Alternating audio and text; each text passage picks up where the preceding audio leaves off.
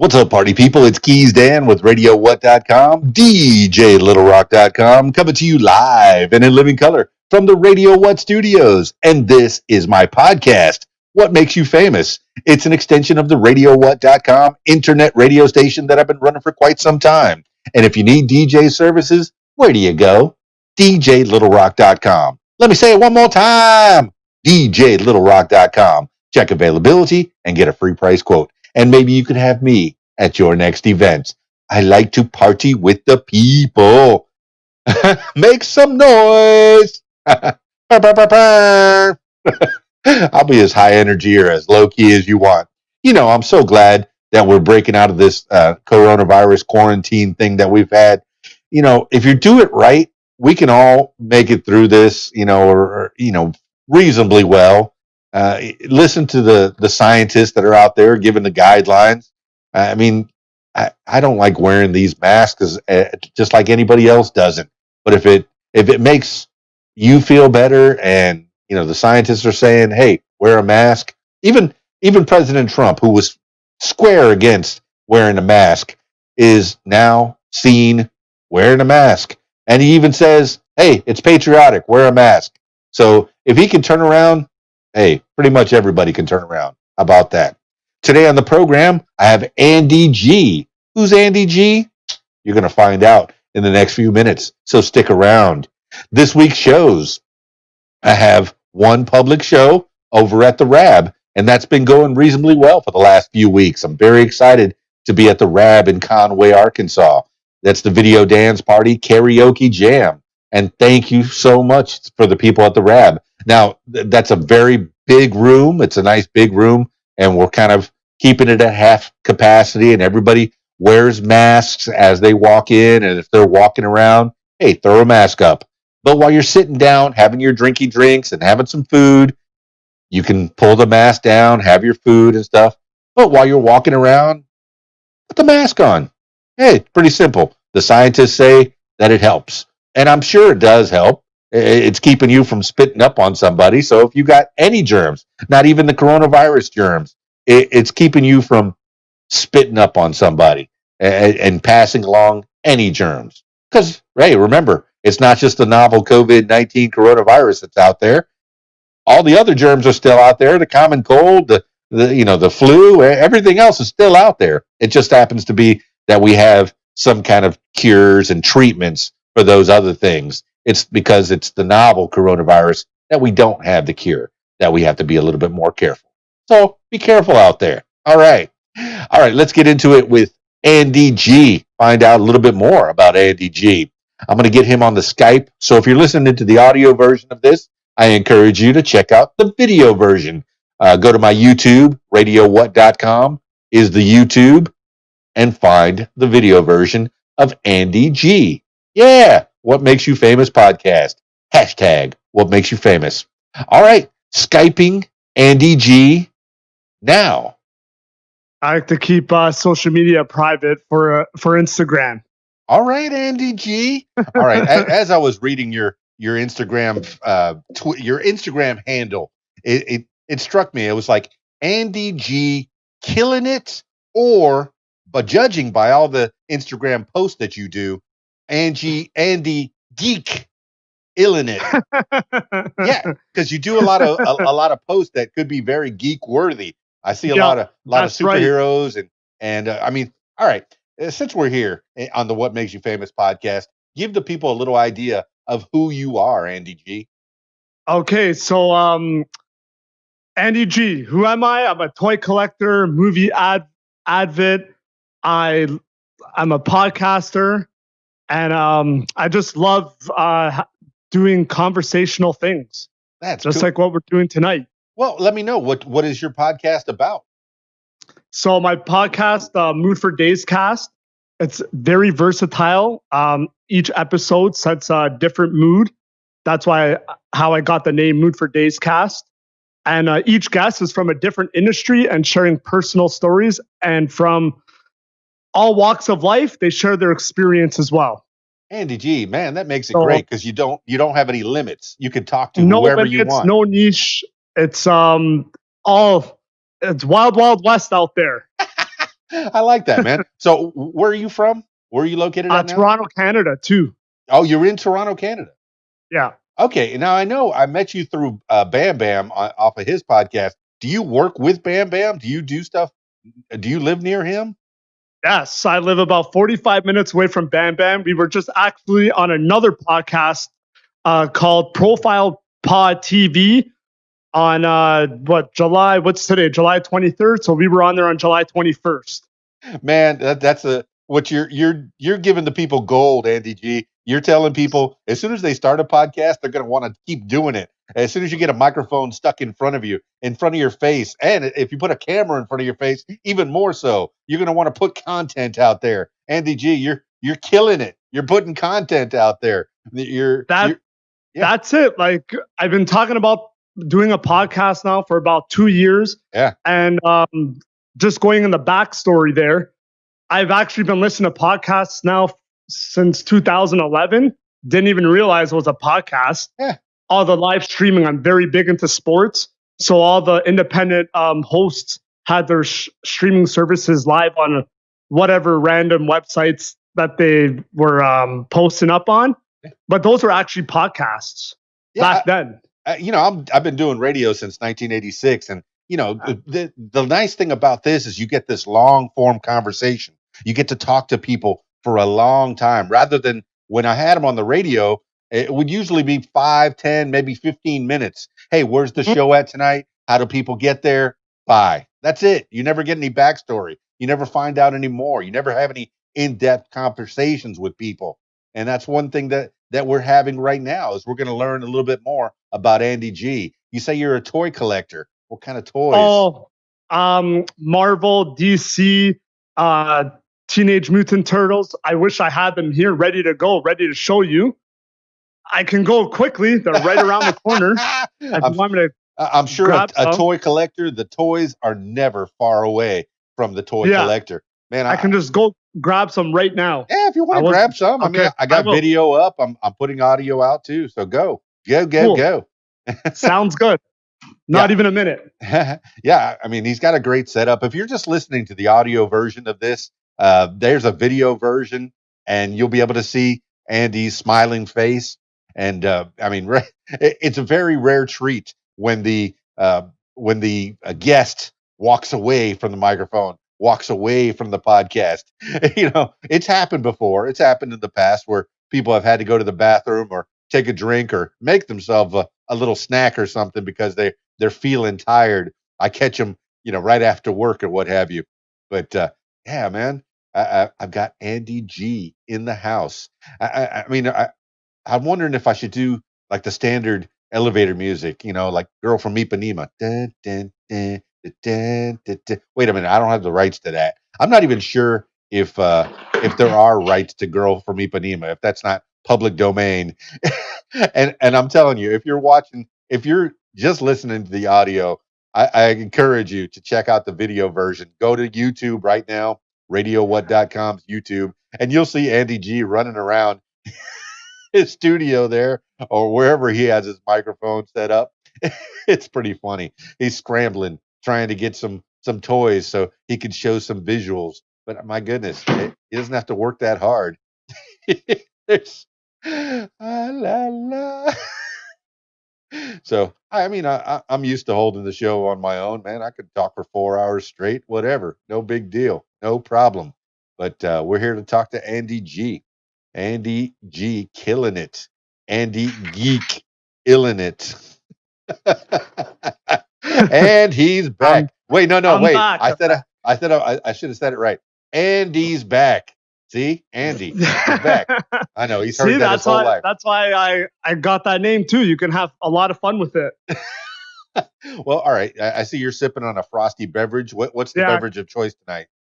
Corona. So every time I do a recording, it relaxes me, gets me in the mood. Corona. And it's nice and light too. You don't feel heavy after drinking it. So every time I have a cold one in the sun, it's amazing.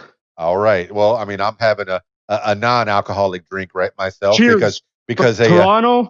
All right. Cheers from Conway, Arkansas. Hey. Little ASMR for the people. They can hear us drink. See, this is what I love about doing live podcasting too.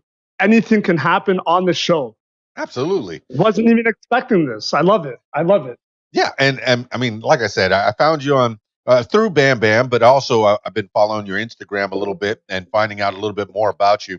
And you are a collector of things, man. Has this been something Mhm. that you've done since you were a kid? What was the first thing you started collecting? Yeah. So the first thing I started collecting, which a lot of the collectors items that I did as a kid, I don't have on me today, just because of all the moving around, not caring, not being smart about keeping old collector items. So, going back in the early 90s, I started collecting G.I. Joes, Power Rangers, Transformers, X-Men. I had everything back in the 90s. Well, So, I'm fast forward 20 years later, I got to start all over again. See, I'm a kid of the 70s. I was born in 69, so my first collections were GI Joes as well, and comic books. And back then the GI Joes were 11 inches tall, and I remember when they went down to 7 inches. You probably had them at 7 inches tall. Or how big were the GI Joes back then? So the GI Joes back then, I had them really small. You can get them at the dollar store. So here's the funny thing about the GI Joes. So Please. back then in the 90s, you can go in the dollar store, rack them up for about $1. Yeah. Now today, those GI Joes from the 90s, they're worth between $900 to $2,000. What? I'm Those guessing ones that's that cost mint. $1. There's so many toy stores here in Toronto, Ontario, Canada, and let me tell you, they don't even have them in the front anymore because they're worth so much. So they keep them in their They have like other warehouses. These guys that are the owners of these toy retailer stores here, and then they have like the whole book. They have like a booklet set up, so that way you can order online and they'll ship it out to you. And the GI Joes, the ones that were like $1 back in the day in the early 90s, now go for between $900 to $2,000. Man, that's the thing, Andy G. When you're a kid, you don't think about those things. You just think toys. Let's play. You get something for Christmas, you get something for your birthday. Maybe you got a little spending money. You went down to the dollar store, you picked something up. And my first GI Joes, I had the Legend of the Mummy's Tomb, and I was playing with my best buddy in Miami. I was playing with my buddy next door, David Felico, and we buried the Legend of the Mummy's Tomb in his backyard.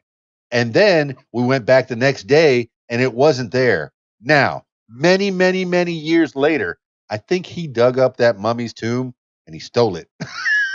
That was mine. Oh my gosh. With I hindsight. really wonder how much that costs today. Oh, it was a great set, and I had, the GI Joe. The first one was black hair with the black beard, and then there was a blonde one and a redhead one, and we would call them different names. Oh, this is GI Joe. That's GI Jim. That's GI Jeff. That's GI John. That's GI. And you make up different names and have adventures with them. But you, with the smaller ones, would you play with your friends with those, or was that something? What were you doing with those toys when you first got them? Back then, being adventurous as a young kid, just make up your own stories, make up your own games with these toys. Yeah, for sure. I did play with a lot of friends. My neighbors too were they were big on movie collecting. And I also had the whole outfit and the backpack for Ghostbusters back then. What? In the 90s? That is great, man. Because I know the movie came out in the 80s, or was it late 80s, I guess?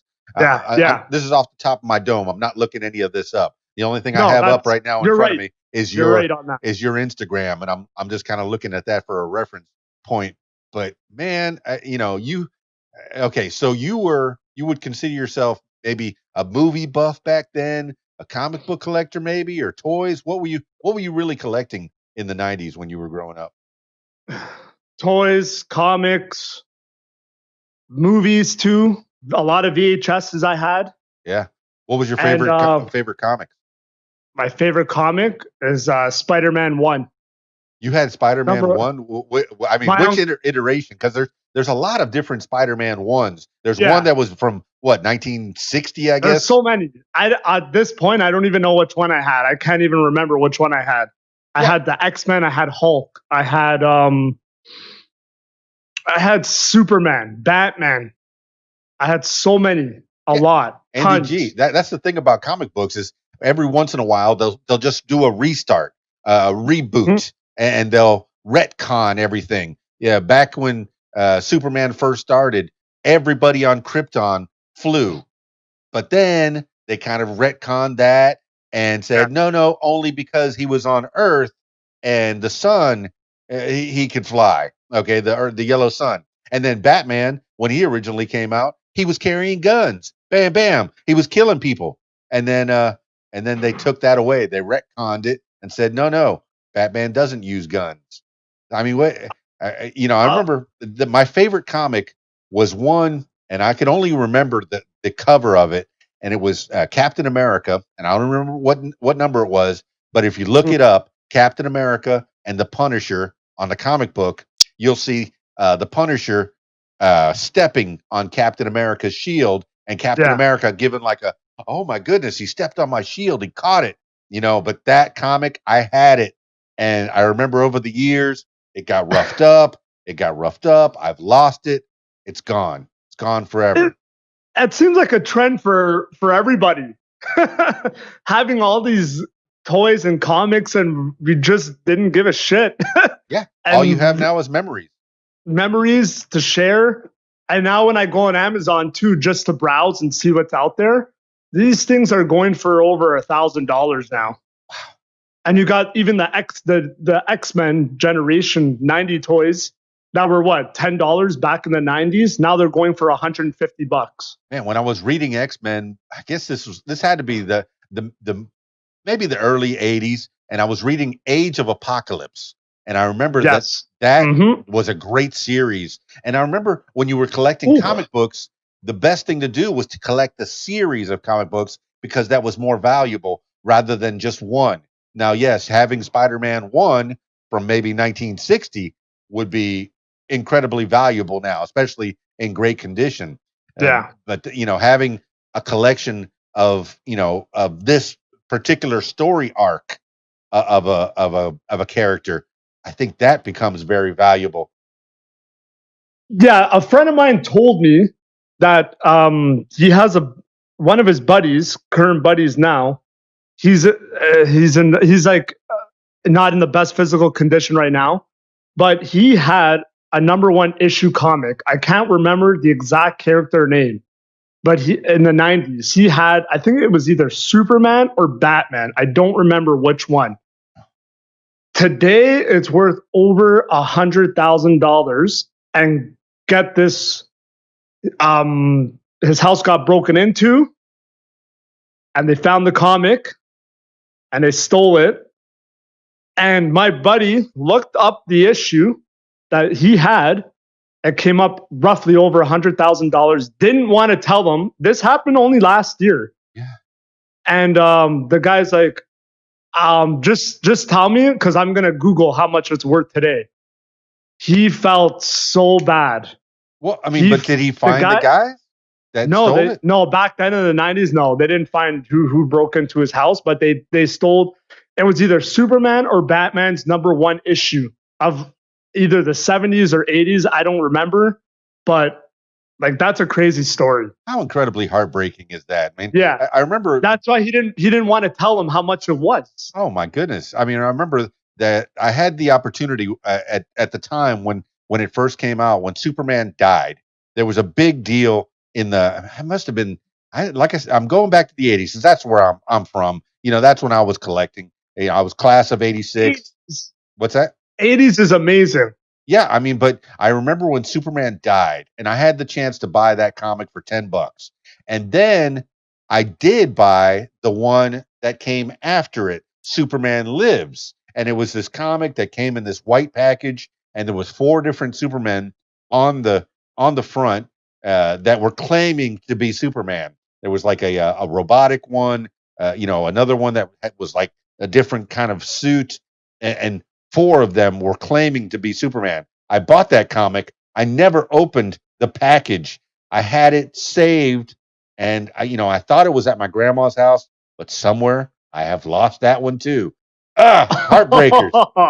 I feel like Shit, I man. feel like that one would have been valuable as well. I mean, and I Yeah. think I reminisce. I think about the toys that I've had: GI Joe with the kung fu grip, Steve Austin, the $6 million man with the bionic eye that you would look through. Oh, look at that! Do, do, do, do, do, Oh, and then Evil Knievel that you would wind up. Bang! I mean, thinking about all the toys that you had and marbles. Well, I mean, what were the best toys that you had growing up playing with your friends? the GI Joes, and going back to wrestling, I did have a lot of those rubber WWE ones. You know exactly which ones I'm talking Like about. Yeah, from the 80s. The Stretch Armstrong type stuff that you would Yeah. stretch their arms out real hmm big, and then if you stretched them too much, the little jelly would come out. Ew. I had Sergeant Slaughter, Hulk Hogan, Jake the Snake Roberts, Undertaker, Psycho Sid Vicious, Shawn Michaels. I had Yokozuna. I had some really rare guys too, man.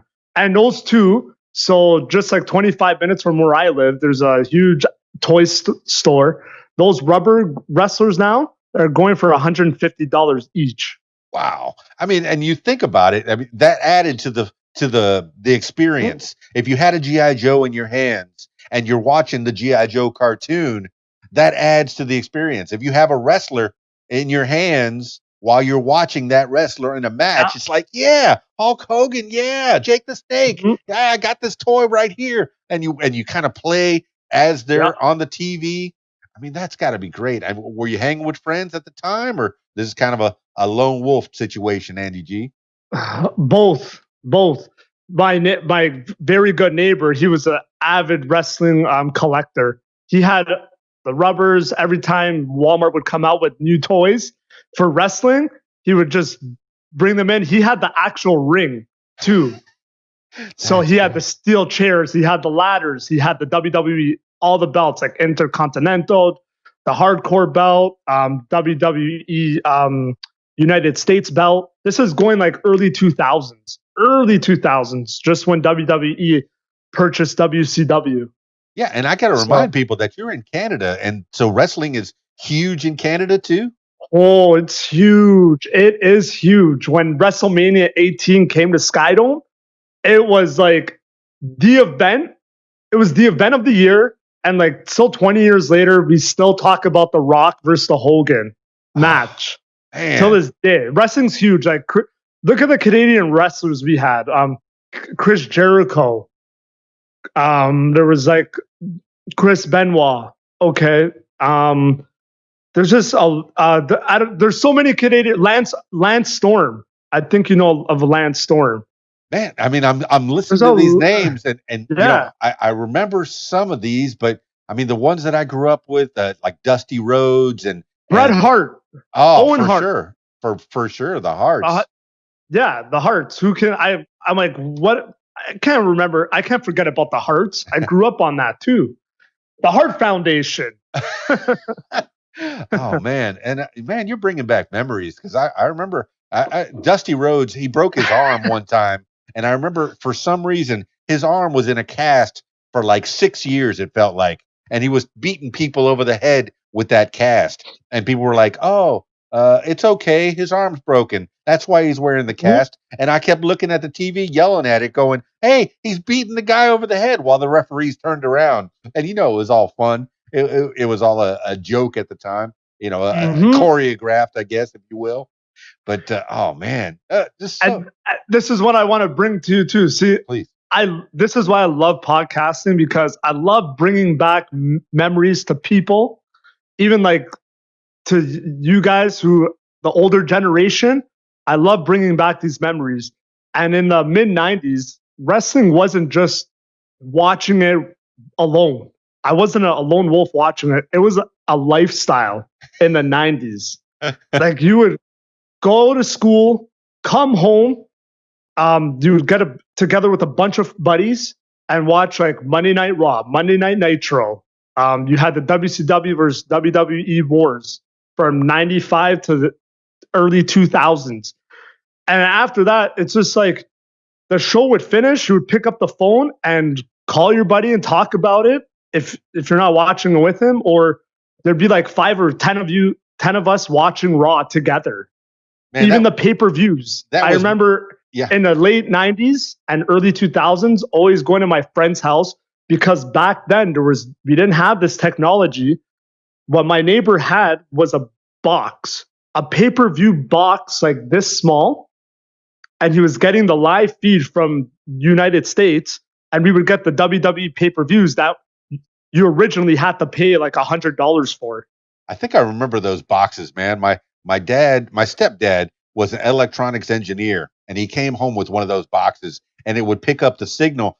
There wasn't cable at the time, really. It was kind of rare, but the cable signal was like in the air, and if you turned the television to a certain channel, it would be all scrambled. So you'd be like, "Oh, what is that? Is that a leg? Is that an arm? What is that? Oh, that's a boob or something."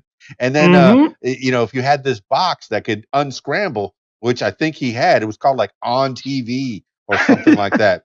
And I watched a David Bowie concert, and I watched a bunch of movies. I was like, "Hey, this is great!"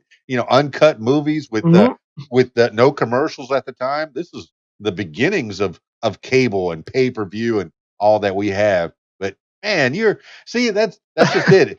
People have experiences all over the world, and everybody has a story, man. And Andy G, I'm learning more about you, and my listeners are definitely learning about you, man. Yeah. Well, like wrestling was a huge part of my life, like growing up. NWO.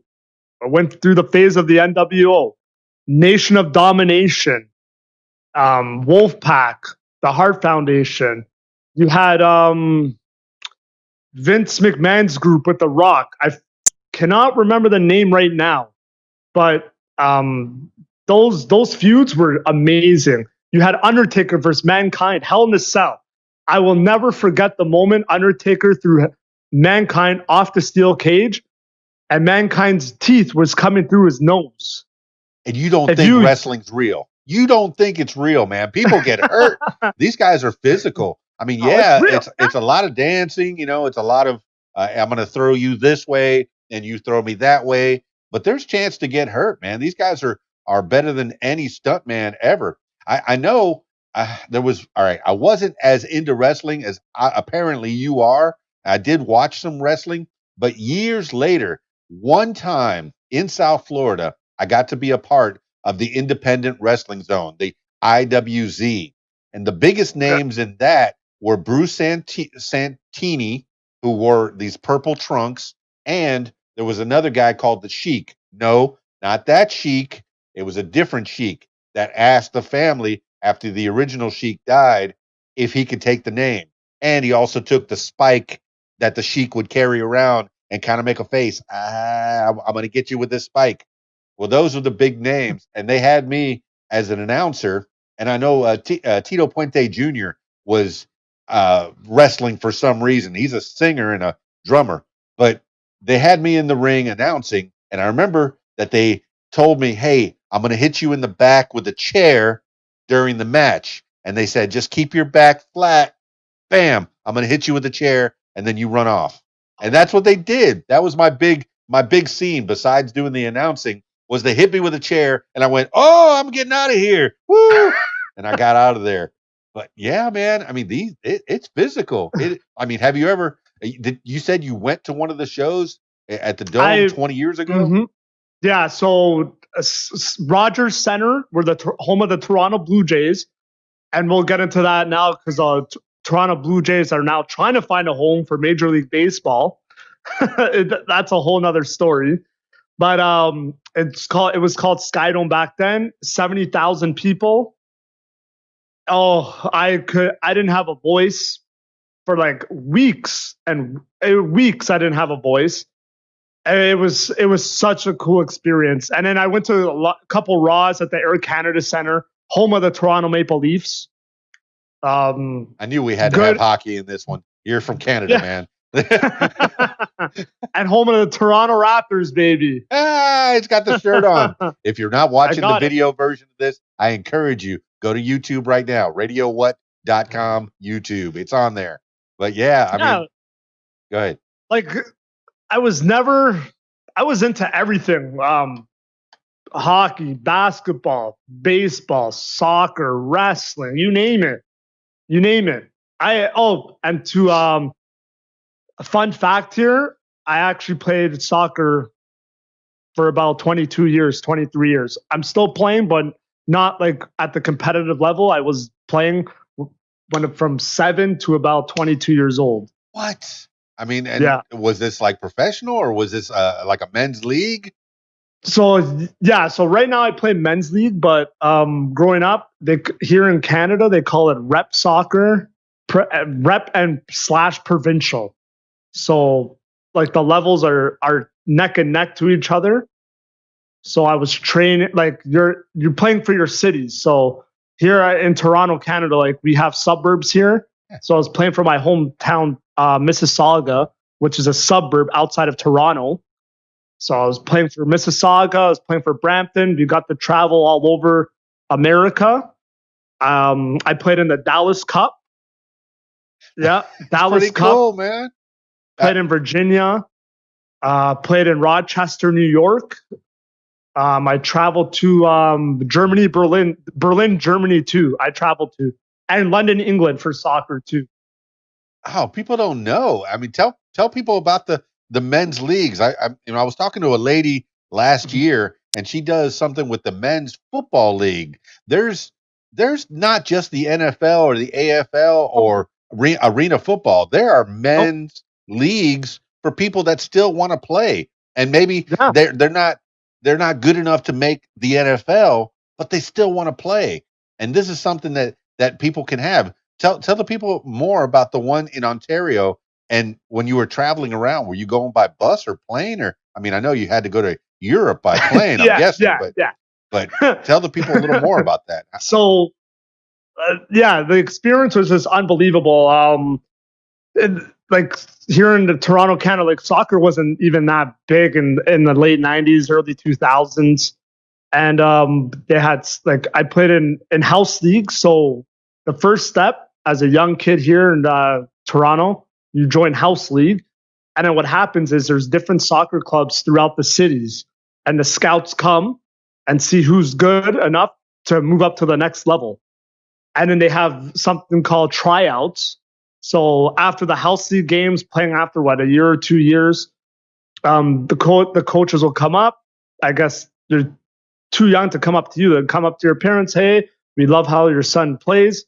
Does he want to come try out for the All-Star team? So it all started off from the All-Star team. And then from the All-Star team, all the rep coaches come and scout. So you have all the suburbs, and plus the city of Toronto have their own regions too for different soccer clubs. There's so many players, so many clubs. It's insane. So I got scouted to the Mississauga Falcons. Great club. The experience was unbelievable.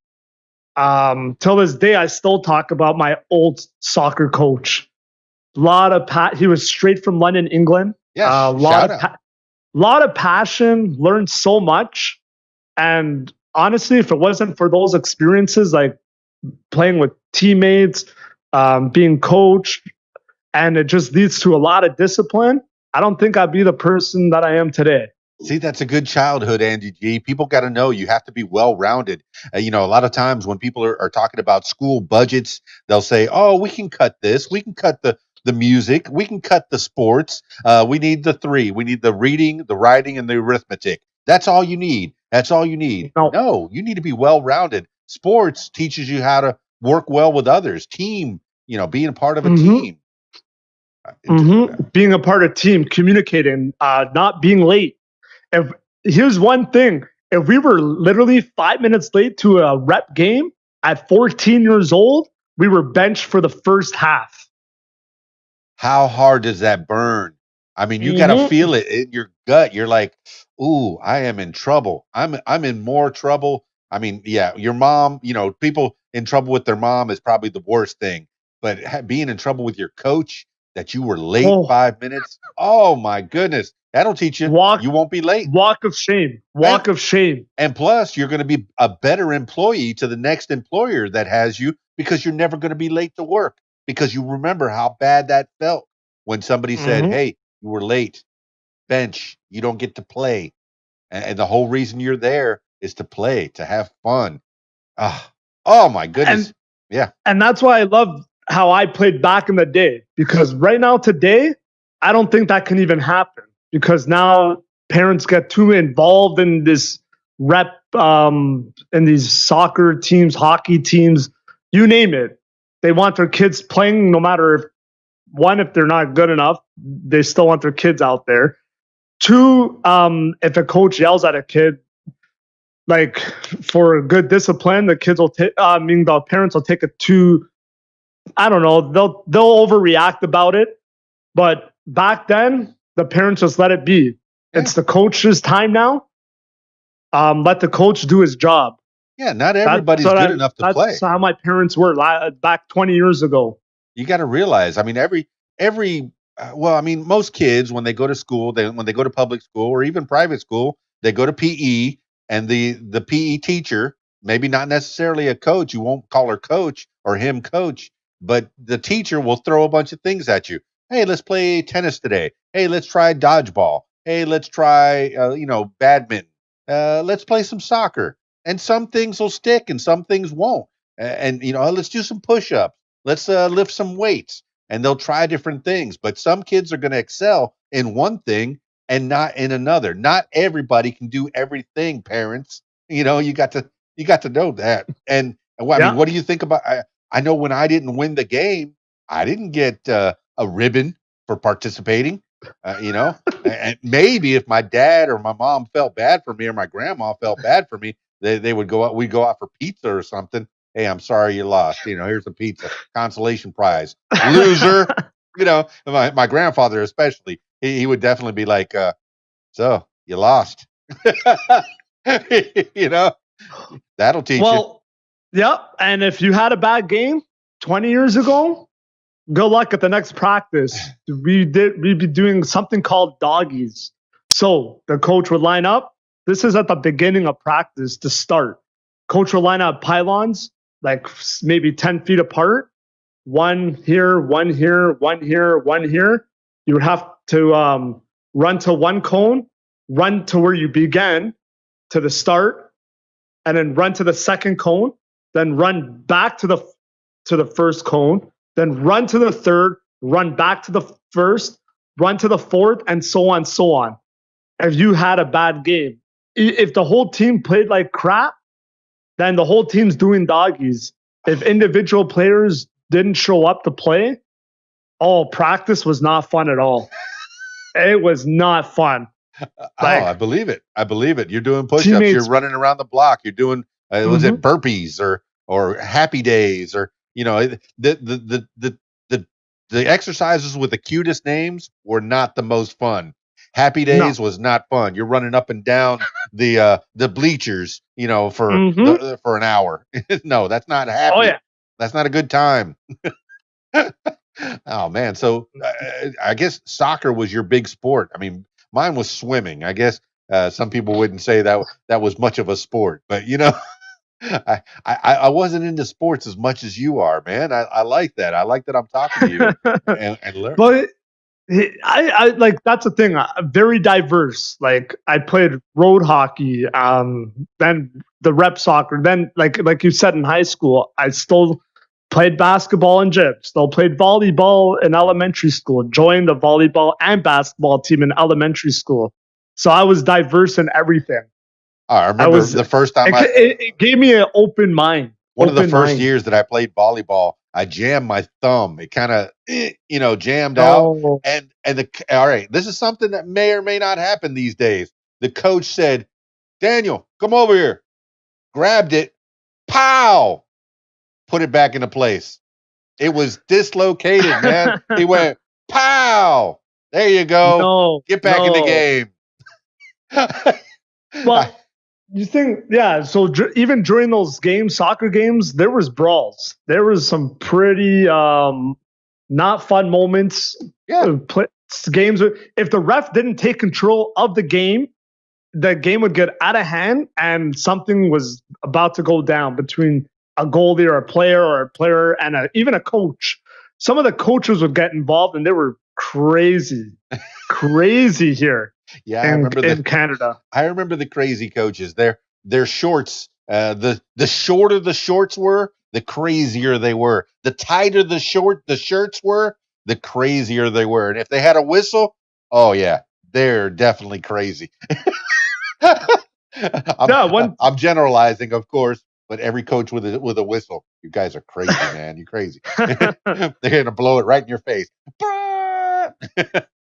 And when you're Well, 7, you're just trying to learn. You're trying to figure out what yeah. this game is, and the coach is trying to give you some kind of direction. But when you're 7, you're just kicking that ball. It doesn't matter Mm-hmm. where it goes. You just want to get to that ball. Kill the man with the ball. That was a Yeah. game. That was an actual game. Kill the man with the ball is an actual title of a game. Did you ever? Isn't that a dodgeball? Something like that? But yeah, probably with a dodgeball. But I mean, whoever grabs the ball, the rest of the team is trying to kill him to get that ball. And I think the idea was to get the ball to maybe a goal or something. I don't remember exactly, but I remember the title of that game: "Kill the man with the ball." Kind of like Monkey in the Middle. That was a terrible game too. The guy in the middle trying to, they're probably throwing his lunch over his head. That's a game. Games can be made out of anything. Oh, I got your sandwich. I'm going to throw it to the other guy, and you're going to try to grab it. Monkey in the Middle. Oh my goodness. But you're playing Did you? games. You're playing actual games. Yeah, it's crazy. It was a fun time in my life. Even the traveling at that age was really cool to experience. You know what's funny is I think earlier in the first minute of this podcast, you ran off to go get some toys. I haven't seen a toy yet. All I see is this cool Okay, microphone and this cool I headphones. know. You're set up, man. You got a good setup there. So show me some Thank you, toys, thank you. man. For the people All right. that are listening to the audio portion of this show, this is probably going to be very boring for you. Or it'll be great because you're looking in your mind's eye. But the people with the video version, you're going to see some toys. Andy G, show us some toys. All right. So first up, I got Batman from the Batman 80 Years final figure right here. Oh, it's a pop. Yeah, it's a pop. Final vinyl figure. That's cool. And it's in the box. You've never taken it out of that box? Mm-hmm. That's the thing about collectors. You never get them out to play. You don't play with them anymore. That's the thing. Now, where does that toy live? Does it usually on the shelf or under a bed or in a box? I got a shelf right here, right over me, and then I got all the Funko Pops up there. Okay, and so that's one. What did you have to run off for? I saw you on the video, just kind of running around your little house there, all over the studio, and people that are watching the video going, "Well, where's he running to? What were you running off for?" Those are coming right up. Oh, okay. So I'll do. All in due those time. are coming right up. So I got Harley Quinn. I don't know if you know Harley Quinn, but she's from DC Comics. She's Joker's right hand, but in the comics they break up. In the movie they break up. Everybody 2 years ago or 3 years ago when that Suicide Squad came out, yeah, Harley Quinn was the greatest thing ever. And people don't remember Harley Quinn's been around for a long, long time. And the relationship with Joker is not the greatest. It's a very volatile relationship. It's not good. No. People are like, "Oh, I want a relationship like Joker and Harley." No, you don't. No, you don't. You sadomasochist. No, you don't. You love horror movies? Are you a horror fan? I like them. They scare me. The Shining is definitely the greatest horror movie ever made. And every time I see The Shining or hear about The Shining, it makes me think because the main character was Danny. Danny, come play with us forever and ever and ever. No. All right, tell me about your horror. It, right here, Pennywise. Oh man, now that's a new It. My It is always going to be Tim Curry, and I remember watching that movie. Freaked me out. I think I was probably too young to watch it. Maybe I'm misremembering. It probably came out. I was a little older, but I know that movie freaked me out. And I never liked clowns before that, and I definitely didn't like them after that. Well, yeah. Have you seen the new version? The new No. version is crazy. Is it more Really like good. demonic, I guess? You know, you don't have to spoil it or Yeah, anything. a lot more better effects, better acting. Yeah, it's really good. Part 1 and part 2, I couldn't ask for more. Couldn't Wow. ask for more. It was really well done. Well, that was a pop from the new version. I've seen that at Halloween and different Comic Cons that I go to. I've seen the people wearing that costume, that makeup. Ooh, ooh, carrying a balloon. No, crazy. So I'm a huge fan of Spider-Man. I got the Spider Universe right here in my hands. So this is the first one. Yeah, This is which Spider-Man is that? so this is the one from the Spider-Verse movie. Yeah, I saw the Into the Spider-Verse. That was Yeah, the the one of the best Spider-Verse. incarnations, if not the best incarnation of Spider-Man ever.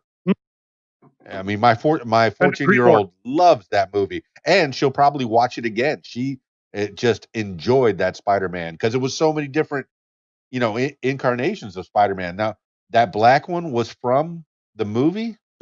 Yeah, yeah.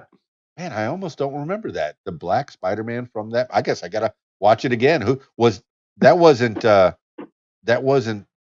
what was the name of that Spider-Man? Was that Morales. I let me bring it up right here. Hold on, give me one moment. I'll bring it up right here. okay? Now I noticed that one's out of the box. Is there a reason for that? Do you actually play with those, or kind of pick them up and kind of think about them? I have a huge display around the corner from here, in a huge glass display that a little light bulb turns on when you turn on the switch, and I place them all in there. Man, you are serious, But Andy G. yeah, these ones here, I'll send you a photo later tonight. Where's this spider into the universe and his name? There's so many. Miles Morales. Oh, that's Miles Morales. I thought he That was wearing yeah. like a hoodie or something like that.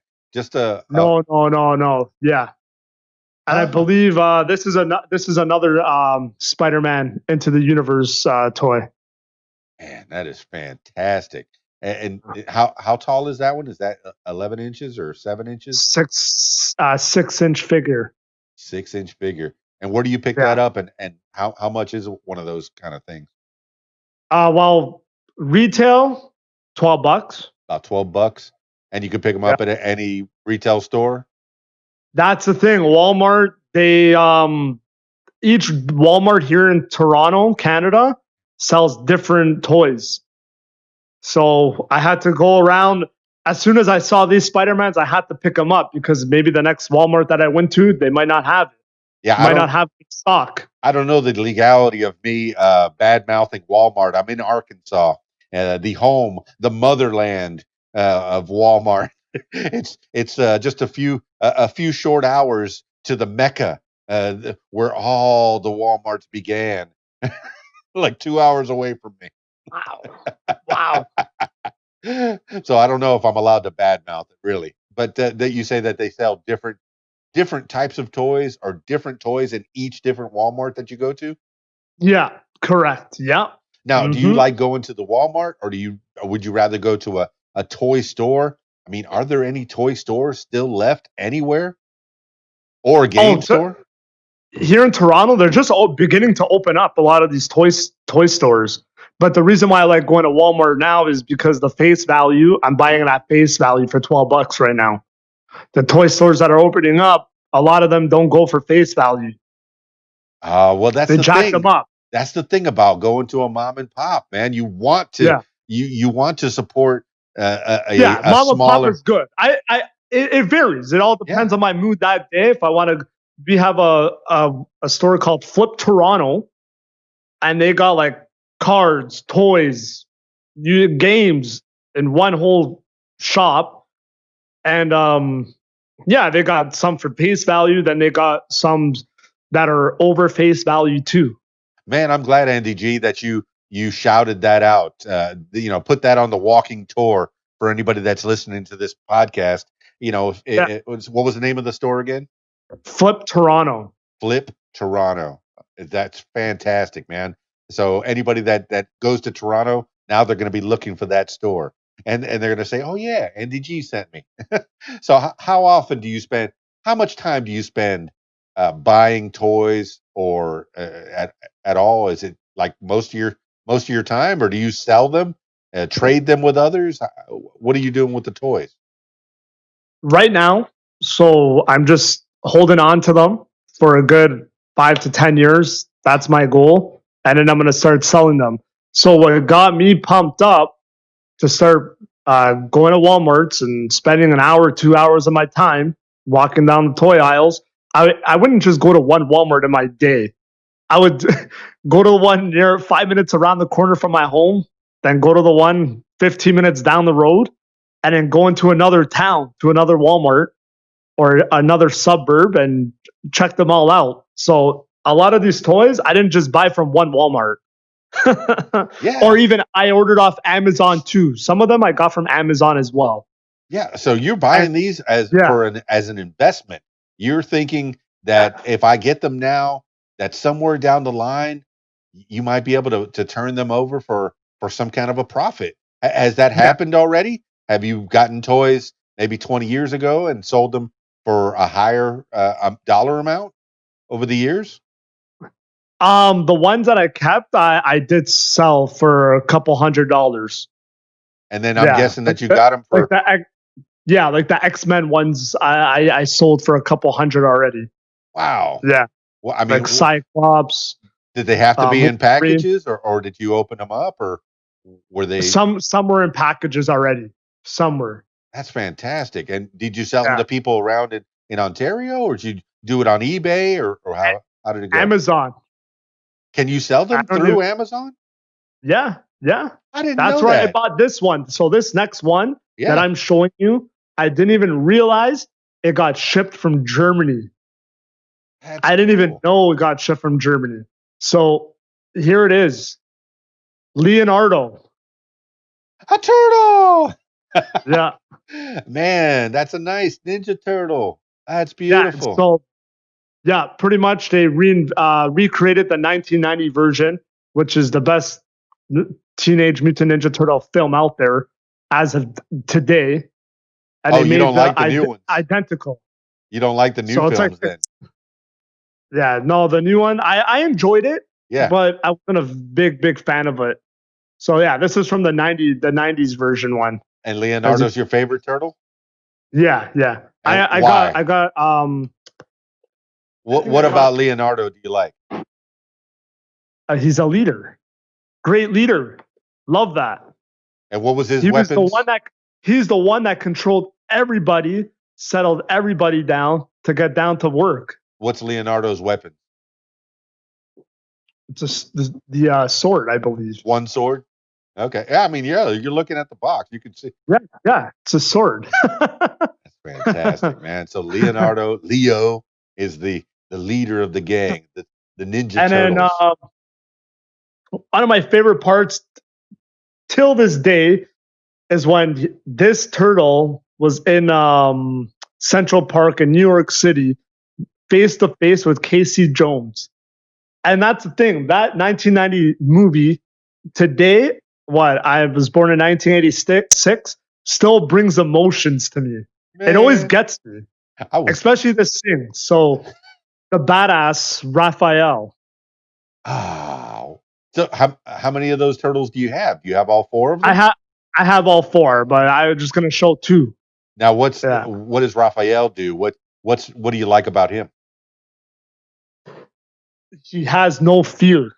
No fear. All right, they all liked pizza, but which one liked pizza the best? Michelangelo. Cowabunga. Cowabunga. Yeah, I remember Casey Jones kind of looked like a hockey player type of thing.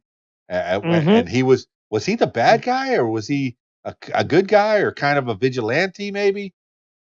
Vigilante. When he first got into Raphael's face, you didn't really know if you like. if you're first watching a movie and you don't know who Casey Jones is, the 1990 version brings the best out of him. So I don't want to spoil it for anyone who hasn't watched it, because there's a new 1990. generation out there. Yeah. There's a new generation out there that needs to go watch this 1990 film. I'm telling you, it's amazing. And again, Casey Jones vigilante, but then he joined sides with the Turtles after. But I'll leave it at that. Very And the cool. reason why I love this too, no CGI. Yeah. They were real costumes. It was real costumes, real locations, no CGI bullshit. See, that's the thing about movies from before, is you can get actual things, actual items that were used in the movie. Now with all the CGI, there's very little of those items. I mean, you could have gotten the sword, maybe the plastic sword from Leonardo, or maybe Casey Jones, a face mask, or his hockey stick, or something from the original movie. But nowadays, you don't get a lot of that movie items. That's going away. Oh man. And I appreciate some of the independent films that still use actual items, masks that they make, and costumes that they make, and then people can collect those items, and they become very valuable. It maybe not monetarily, but certainly to the person that collects them. If they like that movie and they have, oh, I have this thing from that movie that I like. Man, do you have any movie items? Have you ever thought about collecting that kind of stuff, or no? I want to start collecting movie items. Just recently on Instagram, I started following a lot of avid horror fans that have a bunch of VHSs. And I just recently found an antique store 45 minutes away from where I live. And I'm planning to go there sometime because it closes early. It closes at 6 o'clock. So I got to go on the weekend, and they sell like all horror VHSs. Man. So I need to go get those before a lot of them sell out. Yeah. Because you got some good horror VHSs there. So I want to start collecting definitely VHSs and the DVDs or Blu-rays. Yeah, Grandpa, what's a VHS? You got to tell the kids. They don't know. They don't know. Oh man. And it's all metal, and it degrades if you play it too much. You start seeing the movie and it starts going, whoa. Yeah. What's wrong with the CD? What's wrong with the streaming? It's not working. I think it's buffering. Oh. I think you broke it. Man. To anybody who's collecting VCRs, I don't even think I have a VCR in the house anymore. You think in the living room? I know who has one. I don't think I have one. Our buddy Bam Bam from General Public Podcast has a VHS. He still got one. My goodness. He still got one. And the last item I will show you tonight, he surprised me at Christmas. That's how good a friend that Bam Bam is from General Public. Was it General Public Podcast? General Public Podcast. You can find him on Podbean, Spotify, iTunes, anywhere. You can find him. Heck yeah. So here we go. This is the main villain from the Marvel Cinematic Universe. And I could not stop pissing my pants when he surprised me with this. Thanos. The head. Oh, man. The head that looks like Brolin, man. Yeah. Look at that. And where do you display that one? Right on top of my nice big shelf.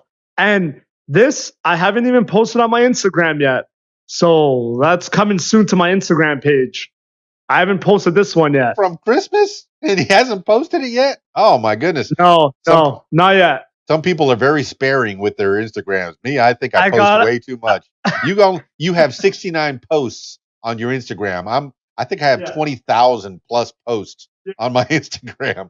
I post way too much. I'm very particular. I love to post. Yeah. But I'm very particular of what I post. Very particular. Oh, you're probably very smart. Bad or a good thing. Well, I mean, what makes you smarter Instagram that I have is only people that have been on the show. So I think there's 213 or 214 podcasts that I've done, and you are going to be the very next one on that Instagram. So I'm very Awesome. particular with that one. I like it. I like it a lot, man. And Thank you. Thank you. it's amazing that your childhood, it kind of reflects the same childhood that I have. And here you are in Ontario, Canada, and I'm in Miami, Florida when I'm growing Mm-hmm. up, and we have very similar childhoods where we watch a lot of movies, play with GI Joes, collecting comic books, playing sports in school. But you, man, you went so far in your sports, and you're still playing soccer. Still playing men's league. What's the I'm men's still league playing that you're men's in league. now? So we have a huge community center here in Toronto. Like there's different varieties of community centers, and this one's for indoor soccer only. Because 9 months out of the year, it's winter here in Canada. So and let me tell you, you would think indoor soccer is you don't need to be too fit, but it's tiring. The shifts. It's like almost like a version of hockey. You go on for 2 minutes and you got to run off the field and switch with the player. I mean, It's from what almost I've been like told hockey. and from what I've experienced, playing soccer is probably one of the most strenuous games in the world because you're running back and forth and back and forth. The only one that's pretty close is maybe basketball because you're running back and forth and back and forth. But in soccer, you're running across this field back and forth, back and forth. Now, you have to be in Yeah, such great yeah, shape. Do you feel like yourself that keeps you in shape, or do you feel like you're in good shape because of that? yeah. Over the years, it's kept me in really good shape. Even playing twice a week keeps me in good shape. Since the lockdown, now I started to train outside, do like 10, 12 laps for my warm-ups, kicking the ball, doing some keep ups, just getting my legs going. 10, 12 And laps of what? Laps of what? laps of running the field, Oh, around the field. around the field. And yeah, Yeah, tell the good people cardio. I need cardio. what's I your need my lungs exercise? back again. Yeah, what's your exercise regimen? Do you smoke at all, or No, I don't smoke. oh, that's I good. rarely drink. I'm during like podcasts and stuff. I'd like to Yeah. have at least 2 beers during the show. That's the name of your next podcast, Two Beers in a Yeah. Show. No, So it's yeah, so no, I have an elliptical. I do weights here and there. I also do swimming with swimming regimen. Try and eat as healthy as possible. Sometimes you do like eat bad, but I mean it happens. So yeah, don't be so hard on yourself that you can't have a fun meal every once in a while. Have a burger or a hot dog if you yeah, feel like it, but you exercise, you keep yourself fit. That's great, man. yeah, That gives the people a little idea of you taking care of yourself.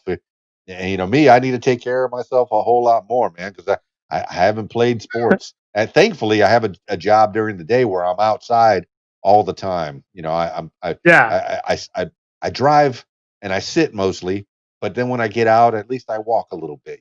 So I have yeah. the fresh air and the sunshine. I think that's good for me. But man, every time I think of Canada, and you just hit the nail on the head, I think of Canada. I think of, oh, it's always frozen up there. It's always cold. Anything north Mm-hmm. of anything north of the Mason Dixon line here in the United States, it's always freezing up there. And you just said it. 7 months out of the year, it's cold. Is it snowing at that Yeah, time? yeah. Oh yeah. When it snows, it snows. And you say you It get in a it pool. Do you get in an indoor pool, or do you try to find a pool outside when it's summertime? Well, a lot of my friends have pools for the summertime. Yeah, and then they shut it down when October comes around. But I go at least once or twice a week to my good buddy's place that has a pool. So it's Man, good, that's the thing really good. about I The used to one live. game. Go ahead. Oh, sorry. Before you go, the one game I love in the pool is Marco Polo. See, the one thing I liked about living in the Keys and in the Florida Keys and Miami, I had the ocean there. I don't like the sand on the beach, but I like the Yeah, ocean. The ocean just feels so cleansing. Man, but I miss swimming. In high school, that was that was my sport, was swimming. If I did have a sport, man, and I liked going to games. I really didn't, I didn't like watching games on TV. I'd much Mhm. rather go to a game. And you said you've been to, different games like the wrestling. You've gone there, and do you feel, yeah, the Raptors game? I mean, do you feel like going to a game is better than watching it on TV, or is watching it on TV just the same? Let me tell you about my experience during the Raptors playoff run in 2019. That so going to the game was amazing last year, and just before the lockdown, I went to a couple Raptors games in early 2020 of this year. The Raptor games are really fun. I mean, the crowd is so energetic. They got the music pumping.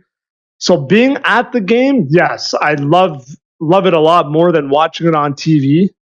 However, when it's playoff time, I don't mind going to a bar or a restaurant watching the game because then you got the bandwagons coming in and the place is full, packed, and it's so loud and it just pumps you up.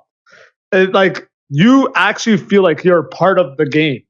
Well, that's just When it. you're when you're Yeah, watching it with a lot of people, yeah. I love it. But watching it alone, not nah, You it's just not the don't get same. that experience. And now, as of tomorrow, for people that are listening to this 10 years down the line, we are talking about the lockdown. No, he wasn't in jail. He didn't go to jail. We're going through this pandemic, this novel coronavirus COVID-19 thing going down, and we're trying to figure out whether we can go outside or we can be next to each other.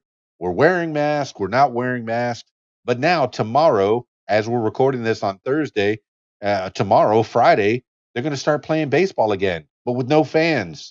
What do you think? Mm. Hey, I totally agree with that one. Um, we've worked our asses off for the lockdown for a good 3-4 months up until now. Here in Toronto, we're in stage 3, opening up in stage 3. I don't know what it's like there in America because I'm hearing all kinds of stuff happening there. Um, I totally agree. And the Toronto Blue Jays are still trying to find a home. So apparently, the news broke out that the Pittsburgh Pirates were going to lend the stadium, their own stadium, to the Blue Jays. And then it all fell, and then it broke. It fell apart. Whatever happened there between the pipeline with the owners and stadium owners. And now the Blue Jays are homeless again because the government here in Canada said no to the Blue Jays because they don't want other teams crossing the border. Yeah, I mean, every team or every sports team is trying to figure out a way of how to keep playing. The NBA, they're all going to Florida. They're going to the Disney World, and they're going to be locked up together in this bubble. Mhm. They're calling it a bubble where nobody comes in, nobody goes out. Any food that comes in has to be disinfected or make sure that it gets quarantined, or it's and is that a way to play, man? You can't go. You got to stay away from your family. I think it's 95 days, and they're going to try to play all the NBA games that they can in those 95 days in Disney World. And I'm glad it's happening. I mean, I know that sports is a very important thing. The physicality, and we've already gone through Mhm. the camaraderie of it, and the communal experience of watching it with your friends and becoming a part of it. It's I mean, what do you think of the NBA or any of these other sports that are coming out with no fans? Well, here's the thing. In European soccer, they call it European football over there. They are right now currently playing with no fans in England and in Italy. And what they do on TV is what happened was they first tried it out. The experience watching it at first with no fans wasn't the greatest because you can hear all the talking, all the shoes rubbering, players shouting, coaches yelling.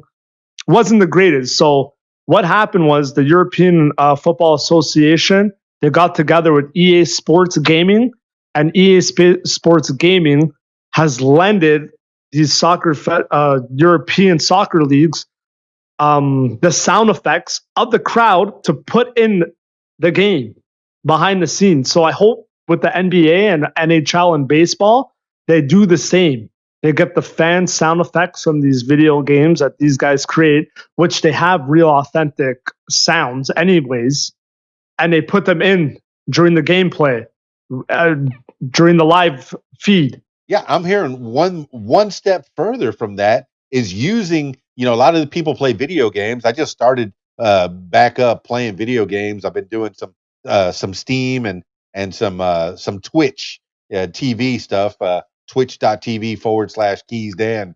And I've been playing some of these video games, and some of them you could play with other people. Now, if EA Games goes one step further and they somehow put speakers in the stands, people that are playing or watching can have their little headsets on or their microphones in front of them and actually be screaming at the game. And if they keep the levels all right, it'll sound like people are at the game. And people, Yeah. in essence, their sound will be at the game. And it's going to be really interesting to see because, again, it doesn't matter how good you are now if in the NBA, because a lot of these teams, they've fed off the fans for the playoffs. Now it's just going to be equal. Yeah. I mean, same thing with me DJing. If I'm out in a crowd, I feed off the crowd. I got to get the energy. Yeah. If I play a song and everybody's kind of like, then I play a different song and everybody's, yeah, then I feed off of that energy. It's the same thing with somebody playing sports. They're gonna feed off that energy and it's gonna help them. So man, I even heard of MMA tried to do something in Tallahassee and with no fans, and they could hear the different corners could hear all the calls, and you could hear the punches, and no fans. What do you think?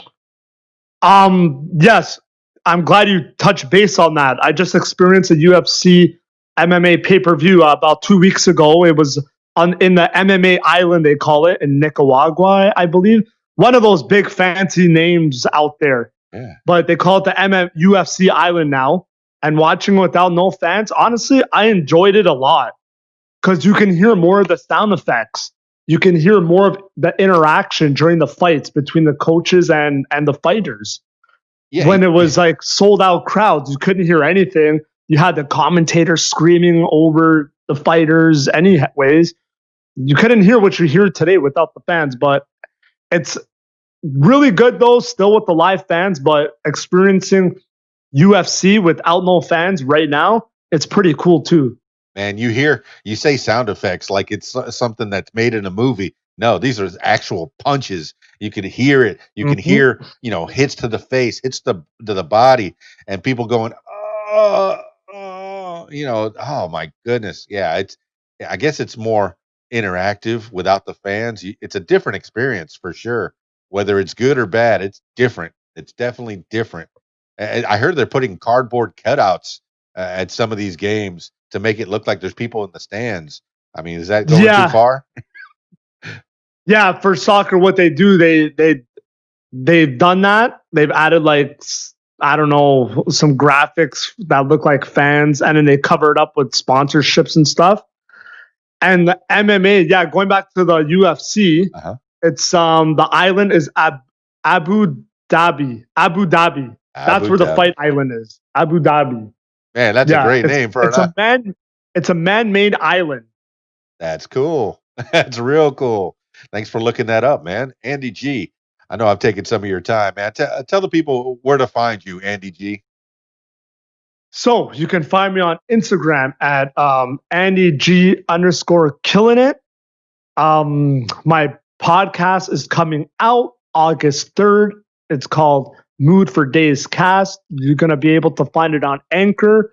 Anchor's going to distribute it out to Radio Public Podcast, Spotify, iTunes, and then I will take care of the rest on my own and advertise where else it's going to be later down the road. Again, Andy G_killinit on Instagram. It's Andy _ G killing it.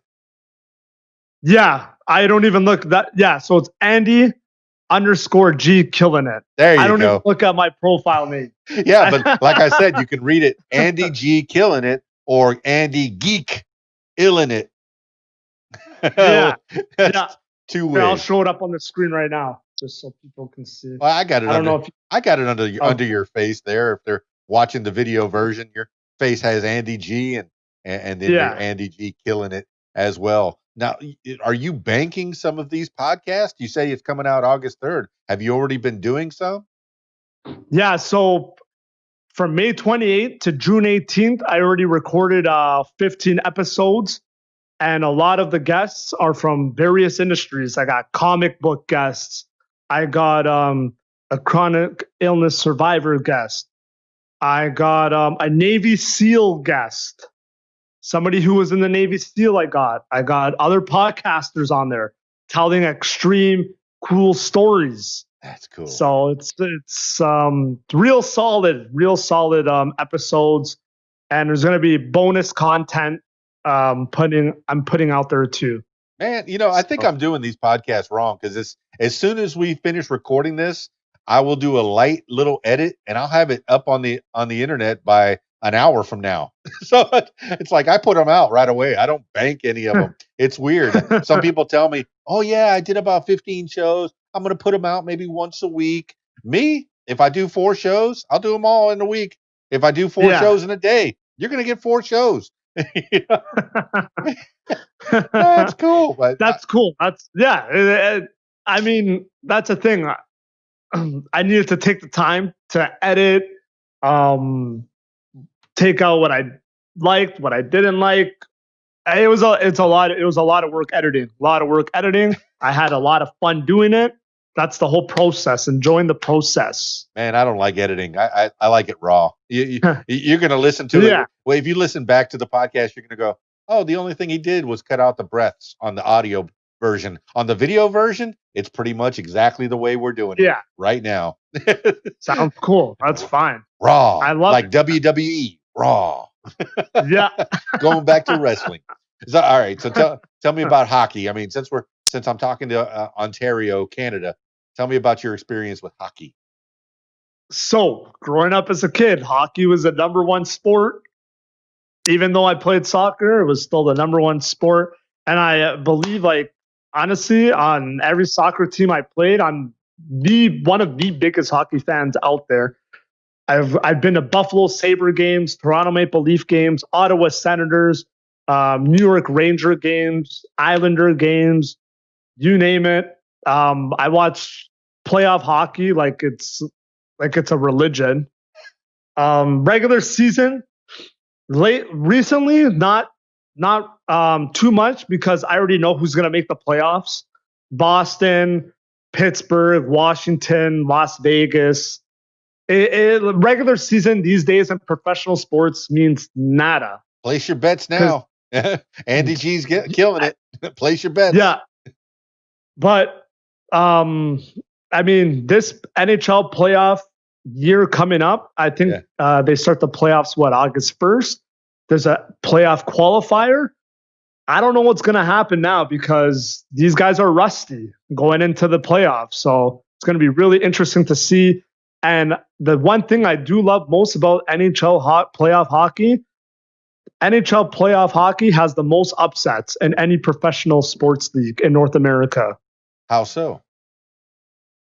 Every year you have the eighth place beat a first place team, or you have a seventh place team go right into the playoffs, or you have the 2 years ago, first year for Las Vegas as a franchise team in the NHL, they went right to the Stanley Cup Finals. Man, who would have thought it? You were naming off all those teams, and I knew about maybe 3 out of 5 of those teams.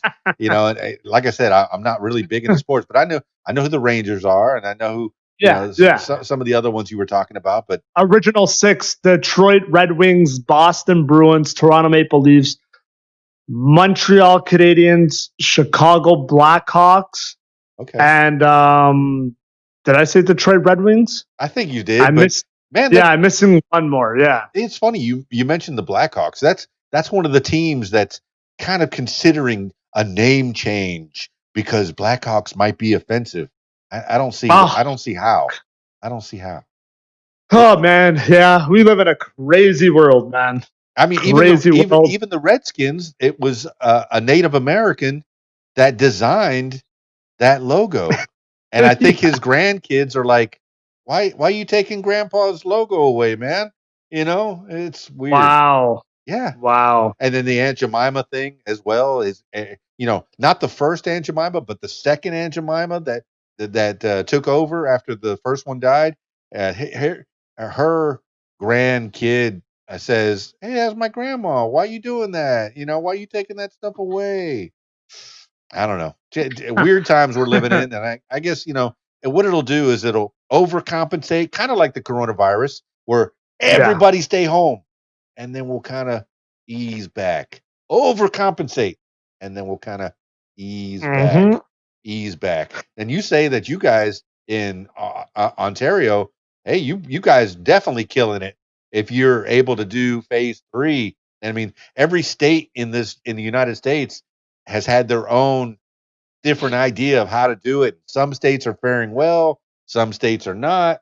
Arkansas, somewhere in the middle, where I'm at, Yeah. I'm wearing the mask while I'm out. Some of the places are having, like DC, just said wear a mask all the time. I don't care if you're outside by yourself, wear it all the time. And if you don't, the cop could come by and give you a fine. Now the mayor said probably not going to be too many fines, but it could happen. So I mean, wearing a mask if you're in front of somebody, hey, I'm okay with that. I'm all right. Yeah. But if you're by Yeah. yourself in the park, kind of doing some exercise away from everybody, I don't know. I don't think so. But who am I? I'm a moron. I'm no scientist. I don't know anything. Andy G, I've taken enough of your time. I mean, I usually I finish these off with last words for the people. Andy G, you could talk about something that you heard a long time ago, words to live by, or just whatever pops into your head right now. Andy G, last words for the people. Last words. Now is the time to start something that you were contradicting about or non-decisive about. Just go and do it. Start it, do it. Don't look back. Have no fear. And whatever happens, happens. And don't give up. Well, there you have it, party people. Andy G, man, I was reading his, I really was reading his Instagram handle, Andy_G killing it. Okay, so G killing it is all together. That's killing with no G at the end. So killing it.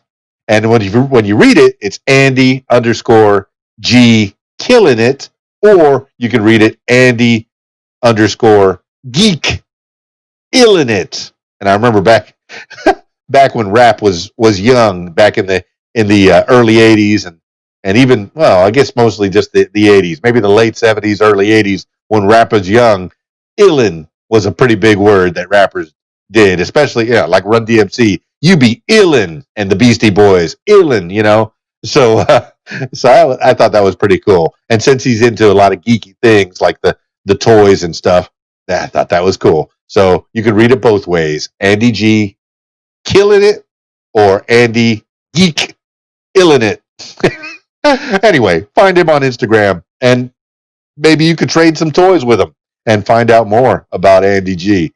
All right. Thank you so much for being on the podcast, What Makes You Famous, and telling me more about you and telling my listeners more about you.